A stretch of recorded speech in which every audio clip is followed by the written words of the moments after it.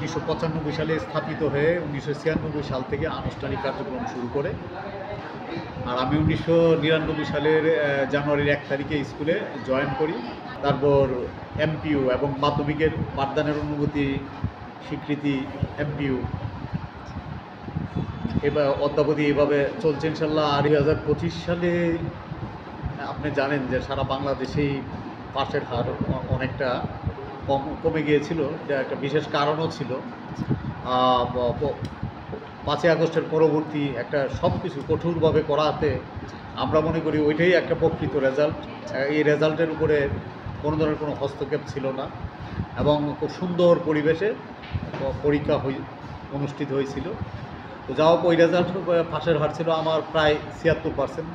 আমার এ প্লাস ছিল 12, এ প্লাস পেয়েছিল 12 জন। 20 সালে আমার এ প্লাস পেয়েছিল 21 জন আর পাশের হার ছিল 93%। করণীয় আছে, কারণ ভালো রেজাল্ট করতে গেলে এখানে শিক্ষার্থীরা তো অবশ্যই তাদের একটা নিয়ম মাফিক ডেইলি রুটিন করে পড়াশোনা করতে হবে। পাশাপাশি আমরা শিক্ষকদেরও অনেক দায়িত্ব আছে এবং অভিভাবকদেরও দায়িত্ব আছে। তো আমি 26 সালে যেন ভালো রেজাল্ট করতে পারি, এর জন্য আমি বেশ কয়েকটি অভিভাবক সমাবেশ করেছি। সকল অভিভাবকদেরকে ডেকে অভিভাবক এবং পাশাপাশি শিক্ষার্থীদেরকে বসিয়ে একই সাথে বসিয়ে আমরা অভিভাবক সমাবেশ করেছি। এই অভিভাবক সমাবেশে আমরা এই যে প্রাক নির্বাচনী পরীক্ষাটা আমরা কিভাবে নিব এবং এখানে কেমন রেজাল্ট করতে হবে, যদি ভালো রেজাল্ট না করে এক প্রকার একটা থ্রেট দেওয়া আর কি, যে রেজাল্ট ভালো না রেজাল্ট করলে তাদেরকে আমরা আটকিয়ে দিব। তারপর টেস্টের আগে এই যে আমরা প্রি টেস্টের রেজাল্ট হচ্ছে, প্রি টেস্টের রেজাল্টও আমরা অভিভাবকদেরকে তাদের হাতে আমরা রেজাল্ট দিব এবং রেজাল্ট দেওয়ার পরে তাদের সাথে আমরা মত বিনিময় করব এবং সতর্ক করে দেব তারাও যেন বাড়িতে ভালোভাবে ছেলেমেয়েদের প্রতি দায়িত্ব পালন করে। কারণ যদি ভালোভাবে দায়িত্ব পালন না করে নির্বাচনী পরীক্ষা যদি কোনো বিষয়ে অনুত্তীর্ণ হয় তাহলে কিন্তু সে আর ফর্ম ফিল আপ করতে পারবে না। এটা ভুলের নীতিমালা। অনুত্তীর্ণ কোনো বিষয়ে যদি কোনো বিষয়ে কোনো শিক্ষার্থী ফেল করে, এটা এক বিষয়েও যদি হয়, সে ফর্ম ফিল আপ করার কোনো সুযোগ সে পাবে না। আমি মনে করি ভালো ছাত্র হওয়ার চেয়েও ভালো মানুষ হওয়াটা আমাদের সবচেয়ে বেশি প্রয়োজন। আজকে আমাদের রাষ্ট্রের বিভিন্ন দপ্তরে যে উচ্চ পর্যায়ে যে আমলা সচিব যারা আছে, নিশ্চয়ই ওনারা অনেক মেধাবী বলেই তো তারা ওই জায়গায় স্থান করে নিয়েছে। কিন্তু তারপরেও কেন দুর্নীতি হয়, কেন আমাদের সততার অভাব? তাহলে বোঝা গেল যে আমি একজন ভালো মানুষ হিসাবে গড়ে উঠতে পারি নাই। তাহলে আমি মনে করি ভালো ছাত্র হওয়ার চেয়েও ভালো মানুষ হওয়ার চেষ্টাটা আমাদের সবাইকে করতে হবে।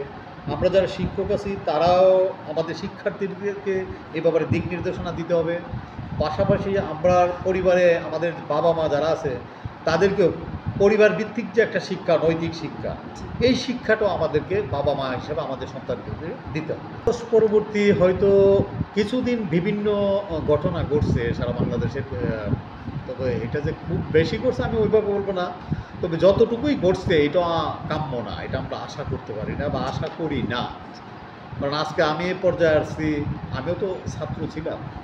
আমি এখনও যদি আমার শিক্ষকরা, আমি যখন কোনো প্রতিষ্ঠানে যাই ওই জায়গায় মেবি আমি একজন প্রধান শিক্ষক, কিন্তু আমি এই ভৈরবের একটা প্রতিষ্ঠানের ছাত্র ছিলাম, বাংলাদেশ রেলওয়ে উচ্চ বিদ্যালয়ে। এখনও আমার যে শিক্ষকরা যখন এখানে কর্মরত আছে, আমি যখন যাই, আমার ওই শিক্ষক অনুমতি না দিলে, আমি প্রধান শিক্ষক হইলেও আর উনি অ্যাসিস্ট্যান্ট টিচার হইলেও আমি এ কথা বলে যান উনি আমার শিক্ষক, ওনার শিক্ষার ফলে আজকে আমি এই জায়গায় আমি আসতে পারছি। সো ওনার অনুমতি ছাড়া তো আমি চেয়ারেই বসি না। তো আমরা আশা করব, যা দেখেছি নিঃসন্দেহে এটা দুঃখজনক, আর যেন আমার দেশে এ ধরনের কোনো ঘটনা না ঘটে। কারণ বাবা মার পরেই তো শিক্ষকের স্থান। বাবা মা এবং শিক্ষক তাদেরকে যদি আমরা সম্মান না দেই, তাহলে আমরা কোনোভাবেই আমাদের সমাজের যে আমাদের অনুজ যারা আছে তারা ভালো শিক্ষাটা পাবে কোথায় থেকে? ব্যাপারটা তো অনেক ঊর্ধ্বে। শিক্ষকরাও এই ব্যাপারে দায়িত্ব আছে, যে নৈতিক যে শিক্ষাটা, এই শিক্ষাটা যেন আমরা শিক্ষকরা ভালোভাবে দেই। আবার পরিবারেও বাবা মা যারা আছে তারাও যেন এই শিক্ষা দেয়, যেন এই সমাজের বড় যারা আছে, গুরুজন যারা আছে, তাদের সাথে কিভাবে আচার ব্যবহার করতে হবে, কীভাবে তাদেরকে সম্মান করতে হবে, কীভাবে ছোটোদেরকে আদর স্নেহ করতে হবে, এই শিক্ষাটা পরিবার থেকেও দিতে হবে। আমরা অনেকটা এগিয়ে যাচ্ছি। কারণ এখন তো সব কিছুই আমাদের এই যে আগে চিঠির মাধ্যমে আমাদের এই বিভিন্ন তথ্য আমাদের আদান প্রদান হইতো চিঠির মাধ্যমে খাম আসতো, তো এখন তো সব কিছু মেলের মাধ্যমে হয়ে যাচ্ছে। আমরা ইমেলের মাধ্যমে সব কিছু আমরাও পেয়ে যাচ্ছি, আমরাও তাৎক্ষণিকভাবে আমরা উত্তর দিয়ে দিচ্ছি। তো ছেলেমেয়েদের মধ্যে আমরা জানি যে 6 to 10 একটা আইসিটি সাবজেক্ট আছে, আইসিটি সাবজেক্টের মাধ্যমে তারাও তথ্য প্রযুক্তির দিকটা পর্যায়ক্রমে শিখে সামনের দিকে এগিয়ে যাচ্ছে। আমাদের এদিক দিয়ে পিছিয়ে থাকার কোনো সুযোগ নেই। সরকারও চেষ্টা করতেছে, আমরাও চেষ্টা করতেছি এই বর্তমান বিশ্ব যে অবস্থা, বিশ্ব ব্যবস্থা, এই ব্যবস্থার যে শিক্ষা, তথ্য প্রযুক্তি, এই শিক্ষার সাথে তারাও যেন একটা সময় তারা খাপ খাইয়ে নিতে পারে। ধন্যবাদ আপনাকেও। আমরা এই ব্যাপারে প্রথম যে ভূমিকাটা নিয়েছি এটা হচ্ছে প্রতিষ্ঠানে অ্যান্ড্রয়েড মোবাইল আনা সম্পূর্ণ নিষেধ, আনতে পারবে না।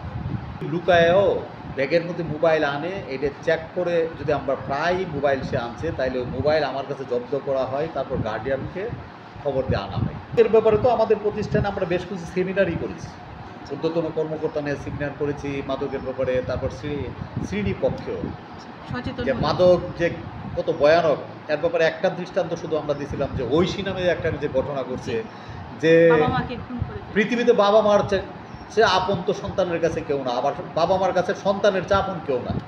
বাবা মাও কোনোদিন চিন্তা করে না যে একজন সন্তানের হাতে সে খুন হবে।